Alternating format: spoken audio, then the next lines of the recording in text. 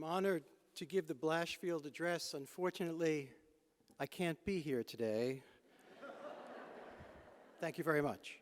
In my salad days as a newspaper reporter, I would get extremely frustrated with editors and their intolerable demands for clarity, brevity, and other Philistine concerns. When I was briefly a sports writer, editors would go so far as to insist that I forego the demands of art to inform the reader of the final score, preferably in the first 10 paragraphs of the story. These constraints on sensibility seemed to me highly unreasonable, and yet I was advised by more experienced colleagues at the paper never to lose my temper. An editor is a creature to be pitied. An editor is a creature of a lower order, one ancient columnist told me, a mouse training to be a rat. And it's with that reality in mind today that as an editor, I am especially humbled to stand before an assembly of true artists. I also want to thank the Academy for quite another reason. In addition to its role as a champion of accomplishment in the arts and letters, the Academy is dedicated to reminding its cohort of our provisional status as living beings. I refer, of course, to those elegant cream-colored envelopes that come whistling through the mail slot with alarming regularity to inform us who among our number is no longer. It used to be that the worst I could find in the mail was my Amex bill. My wife will sometimes see me tearing open one of those little envelopes and now ask, who's dead? For the moment, at least, one can answer, clicking one's heels merrily, not me, not yet. So thank you for that, too. Thank you for those whispers of the approaching reaper. What I'd like to talk about briefly today is the matter of stories. Everyone in this room today is intimately and professionally familiar with their power. Stories do many essential things. They can rescue us from despair. They can convey an alien world and a sensibility. And they can distract us from teeming boredom. Not least, they convey the inner lives of others, and in doing so, make us feel less alone in the world. Sometimes, however, even the most visionary storytellers can fall short. For one thing, they can fail to imagine or anticipate the future of tyranny. Chekhov wrote his plays at around the turn of the century, and yet when the talk in them turns to cruelty, the modern reader senses a poverty of imagination. Here is Alexander Solzhenitsyn writing in the first volume of Gulag Archipelago about those very limitations. If the intellectuals in the plays of Chekhov who spent all their time guessing what would happen in 20, 30, or 40 years had been told that interrogation by torture would soon be practiced in Russia, that prisoners would have their skulls squeezed with iron rings, that a human being would be lowered into an acid bath, that they would be trussed up naked to be bitten by ants and bedbugs, that a ramrod heated over a Primus stove would be thrust up their anal canal, known as the secret brand, that a man's genitals would be slowly crushed beneath the toe of a jackboot, and that in the luckiest possible circumstances, prisoners would be tortured by being kept from sleeping for a week, by thirst, and by being beaten to a bloody pulp.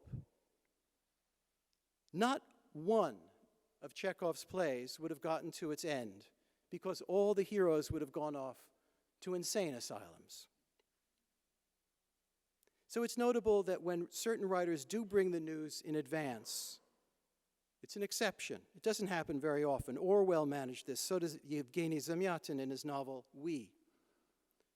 More recently, in the prophetic mode, we think of The Fire Next Time, White Noise, The Handmaid's Tale. In Putin's Russia, Vladimir Sorokin anticipated the tightening vice and the peculiar modernity of the current regime with an uncanny prescience. In 2006, Sorokin wrote The Day of the Oprichnik, which features a ruler much like Ivan Grozny, Ivan the Terrible, and a capital city increasingly walled off from the rest of the world. The autocrat is paranoid, isolated, and vengeful. He is protected by the Oprichniki, the black-suited secret service. The novel is structured around the lines of one day in the life of Ivan Denisovich, in this case, a day in the life of one of the tyrant's guards, as he indulges, over a 24-hour period, his professional depredations with relish. Last week on May 9th, Victory Day, Sorokin's real-life role model stood before the microphone on Red Square and in front of a vast array of soldiers and intercontinental ballistic missiles told a story, a fable about a country that he had invaded but did not deign to name or acknowledge as a sovereign reality. That country, of course, is Ukraine. Russia, the storyteller went on, was forced to order this operation because neo-Nazis and Banderites, backed by the United States and their minions, threatened the motherland. There are many varieties of narrative, of course. Putin's is a narrative of salvation, the salvation of brother Slavs. In reality, of course, this salvation has left tens of thousands dead and whole cities and towns in ruins. And in Putin's Russia, this narrative, this salvation story is not one story. It's the only story. All other stories are punishable by up to 15 years in prison. It's worth remembering that the course of post-Soviet history was not necessarily headed in this direction. Mikhail Gorbachev, the general secretary, the last general secretary, and Boris Yeltsin, the first Russian president, were hardly fully formed Democrats, nor did they have the advantage of being forged in the Enlightenment. They were bred in the swamp of the Soviet nomenklatura. Gorbachev emerged from the Stavropol Communist Party apparat, and Yeltsin from the Sverdlovsk Communist Party apparat. And each in his own way, spent many years as a heads-down, rule-adhering hack. Distinction must let rebellion was impermissible, which is part of what makes them so remarkable historically. Even with that stunted political and moral upbringing, even with their many mistakes, some of them colossal mistakes, both men made significant contributions to at least imagining a freer, more open, more democratic society, where none had been in 1,000 years of autocracy and 7 decades of communist rule. Both men liberated their people in no small part by opening the books after decades of state censorship on the true breadth of Russian history, Russian letters, Russian free thought. Brodsky, Akhmatova, both Mandelshtam's, Nabokov, Tsvetsayeva, Solzhenitsyn. Scholars were suddenly published. Music was liberated. A press evolved. In order to liberate their people, they had to liberate their stories. At first, Yeltsin hoped that his successor would be a Democrat of the next generation, someone like Boris Nemtsov, a young, distinctly progressive politician and intellectual. But as the economy deteriorated, as the war in Chechnya grew bloodier, as Yeltsin's health diminished and his boozing grew worse, as democracy itself lost so much prestige among ordinary Russians that it was referred to now as dermokratia, not democratia, but dermokratia, shitocracy.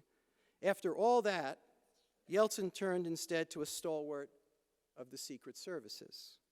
The goal now was national stability and the personal protection of the Yeltsin family. And Yeltsin turned for that, tragically, to Vladimir Putin. As a man of the KGB, Putin understood the importance of stories and sought to monopolize them.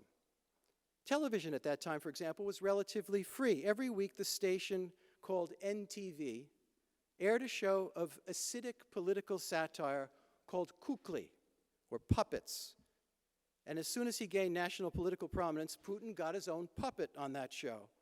And I remember seeing one episode of Kukli that was based on one of E.T.A. Hoffman's tales, and it derided Yeltsin for giving birth to a tyrannical monster, Putin. But Putin would not be laughed at. Autocrats refused to be the butt of any joke. He not only had Kukli stripped off the air, he put in new owners at NTV, people who were obviously beholden to him. Nor could Putin countenance real reporting, and so he tightened his control over nearly all media. The reflexes of the KGB were now readily apparent: the censorship, the arrests, the kleptocracy. But Putin's techniques were more sophisticated than those that we remember from the Stalin era. He didn't shut down everything, not right away. He ignored literature almost entirely, Sorokin included. He controlled but gave selective permission to some outlets to criticize the government. And so for many years, these outlets, Novaya Gazeta, Echo of Moscow, a radio station, TV Rain among them, acted as a kind of steam valve for the emerging liberal middle class and a showpiece for the regime to show that it too was somewhat democratic. Putin chose his spots. Rather than arrest and imprison all political dissidents, he did so selectively, creating examples, making examples of Mikhail Khodorkovsky or the members of Pussy Riot. Rather than going to the trouble of killing all of his opponents, which is expensive and takes a lot of time and effort, he killed just a few. For example, Boris Nemtsov was assassinated 8 years ago near the gates of the Kremlin, in case anybody was going to miss the message. Similarly, he let Alexei Navalny wage his campaigns against corruption until that became intolerable, and then he tried to kill him. Navalny, of course, survived a poisoning attempt and bravely returned to Russia and was sent immediately from the airport to prison. Since the invasion of Ukraine, Putin's tolerance for alternative versions of or stories about reality have now come to an end. All of those exceptional independent media outlets are now shuttered. Punishment now comes quick. Vladimir Kara-Murza gave an interview to CNN, and he was in prison within a day. 500,000 Russians have assessed the crackdown as long-standing and have fled the country, and many are members of the creative class, writers, artists, people in music and journalism.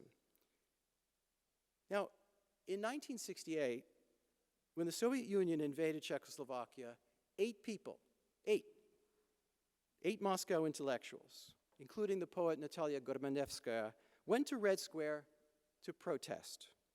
They unfurled their banners expressing solidarity with the Prague Spring, and within a minute, maybe two, agents of the KGB descended upon them, beat them up brutally, and in most cases, these people were sent off to jail or prison camps. But what grew out of that brief demonstration of courage, of 8 people in an enormous city that lasted for 2 seconds, was the flowering of the Soviet dissident movement.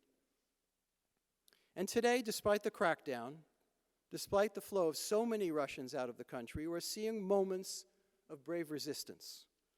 An early series of street demonstrations, a TV producer running behind the anchor on state television with an anti-war sign, a former Army colonel daring to go on a television talk show and describing the futilities and the dangers of the war effort.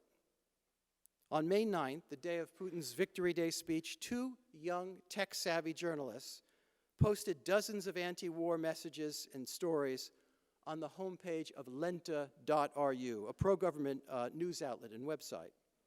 The headlines included these: Vladimir Putin has turned into a pathetic, paranoid dictator. Russia is abandoning its soldiers in Ukraine.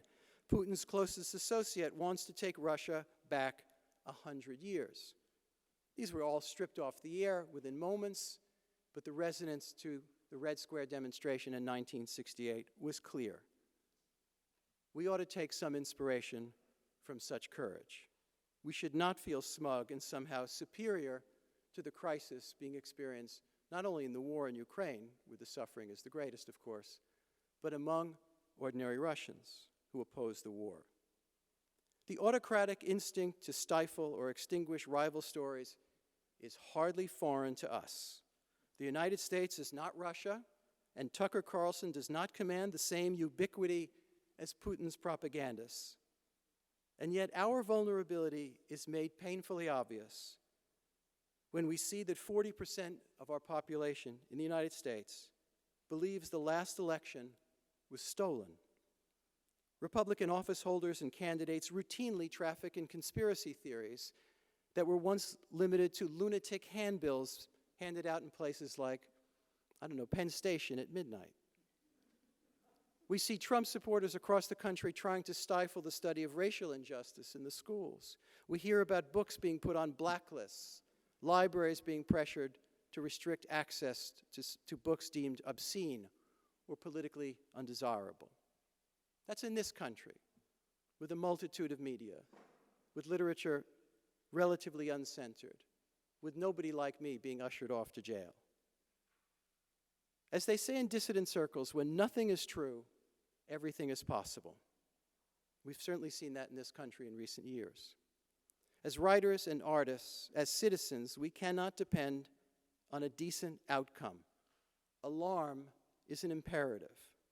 Chekhov's characters might not have anticipated the cruelties of the era in front of them, but Chekhov himself, with pitiless realism, understood our predicament. He wrote, "They say that in the end, truth will triumph, but it's a lie." So our obligations, you as artists, even mine as a lower creature, as an editor, are painfully evident. Those obligations begin at home and at the desk and extend to the public sphere. The authoritarian temptation will not recede on its own. Thank you.